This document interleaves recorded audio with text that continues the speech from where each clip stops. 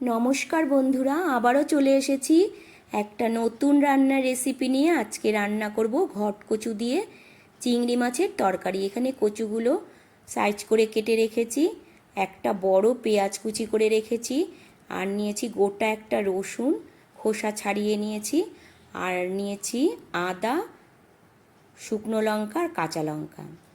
এবার ফ্রাই প্যানে জল গরম করে নিয়ে কচুগুলো দিয়ে দিয়েছি, আর দিয়েছি 1 চামচ নুন। ভালো করে সেদ্ধ করে নিয়ে নামিয়ে রেখেছি। এবার ফ্রাই প্যানে সর্ষের তেল গরম করে নিয়ে দিয়ে দিয়েছি ছোট 1 চামচ সাদা জিরে আর একটা শুকনো লঙ্কা।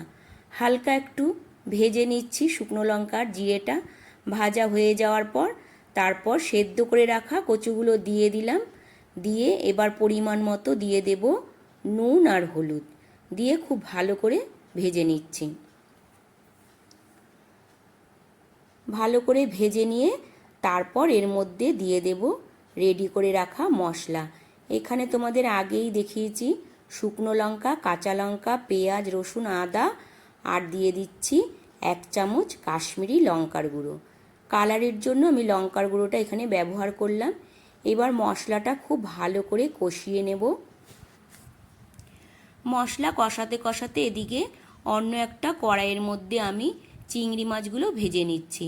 সামান্য একটু নুন আর হলুদ দিয়ে মাছগুলো ভেজে নিচ্ছি। কষানো অনেকটাই হয়ে গেছে। এবার আমি দিয়ে দেব পরিমাণ মতো জল। এখানে ছোট বাটির 2 বাটি জল দিয়ে দিলাম। দিয়ে ঢাকা দিয়ে দেব। ঢাকা দিয়ে 5 মিনিটের মতো ফুটতে দেব।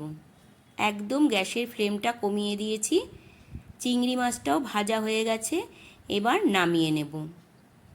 দেখো 5 মিনিট হয়ে গেছে, ঝোলটাও অনেকটাই ফুটে গেছে। এবার এর মধ্যে দিয়ে দিচ্ছি ভেজে রাখা চিংড়ি মাছ। চিংড়ি মাছটা দিয়ে আবারও আমি 2-3 মিনিট ভালো করে ফুটিয়ে নেব।